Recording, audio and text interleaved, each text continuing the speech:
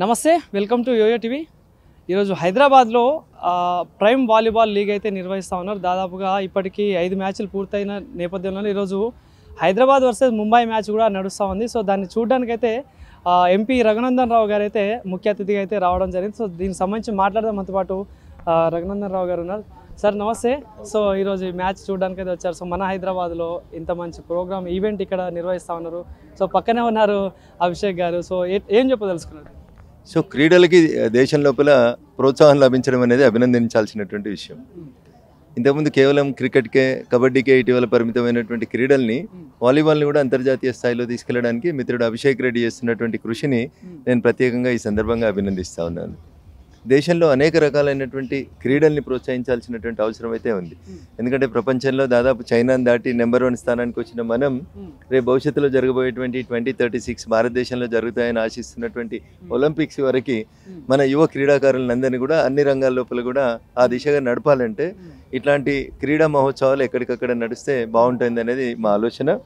భారత ప్రభుత్వం నరేంద్ర మోడీ గారి నాయకత్వంలో సాంసద్ ఖేల్ మహోత్సవ్ పేరిట సెప్టెంబర్ 21 నుంచి డిసెంబర్ 25 వరకు ప్రతి మెంబర్ ఆఫ్ పార్లమెంట్ తన పార్లమెంట్ స్థాయి లోపల 5 జాతీయ స్థాయి క్రీడల్ని, 3 స్థానిక క్రీడల్ని ఎంకరేజ్ చేయాలనేటువంటి ఒక లక్ష్యంగా పెట్టుకొని మాకందరికీ చాలా స్పష్టంగా ఆన్లైన్లో పల్లెటూర్లలో ఉన్నటువంటి యువ క్రీడాకారులను ఎంకరేజ్ చేయడానికి, ముఖ్యంగా స్కూల్ పిల్లల్ని ఎంకరేజ్ చేయడానికి మేము ఒక క్రీడా ఉత్సవాల్ని ప్రారంభించడం. దాంట్లో ఆన్లైన్లో అనేక మంది విద్యార్థులు ఎన్రోల్ చేసుకుంటా ఉన్నారు.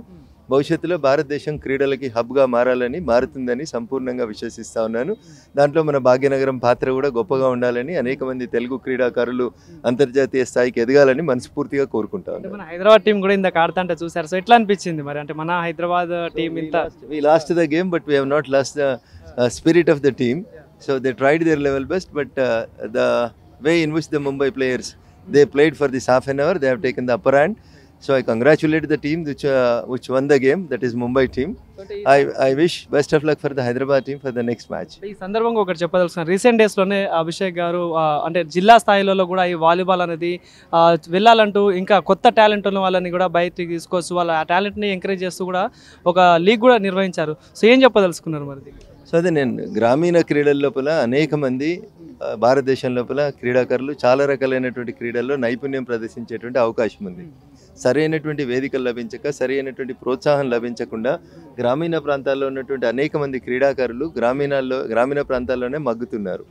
లీగుల పేరిట, ఇట్లాంటి టోర్నమెంట్స్ పేరిట యువ క్రీడాకారులను ఎంకరేజ్ చేస్తున్నందుకు మరొకసారి నేను మిత్రుడు అభిషేక్ రెడ్డి గారిని అభినందిస్తూ, ఎవరి స్థాయిలో వాళ్ళు ఎక్కడికక్కడ strong India, Khelo India, fit India ఇట్లాంటి స్లోగన్స్ని తీసుకొని మనమందరం కూడా ముందుకు పోతే ఖచ్చితంగా 2036 ఒలింపిక్స్ లోపల భారత్ పథకాల సంఖ్యని గణనీయంగా పెంచుకోవడానికి అవకాశం ఉంటుంది. ఆ దిశగా క్రీడా స్ఫూర్తి కలిగినటువంటి ప్రతి ప్రేక్షకుడు, ప్రతి నాయకుడు దాన్ని ప్రమోట్ చేయాలని నేను మనస్ఫూర్తిగా వారికి విజ్ఞప్తి చేస్తూ, నా వంతుగా మెదక్ పార్లమెంట్ సభ్యుడిగా తప్పకుండా మా మెదక్ పార్లమెంట్ నియోజకవర్గం నుంచి క్రీడాకారుల ప్రోత్సాహం కోసం కావాల్సినటువంటి ప్రతి పనిని చేయడానికి ముందుంటానని అభిషేక్కి, వారి మిత్ర బృందానికి అందరికీ కూడా తెలియజేస్తూ, ఈ మ్యాచ్ చూసే అవకాశం కల్పించినటువంటి మిత్రులకి, ఈ నిర్వాహకులకు అందరికీ కూడా నేను శుభాకాంక్షలు, అభినందనలు తెలియజేస్తూ సెలవు తీసుకుంటాను. జై హింద్, జై భారత్.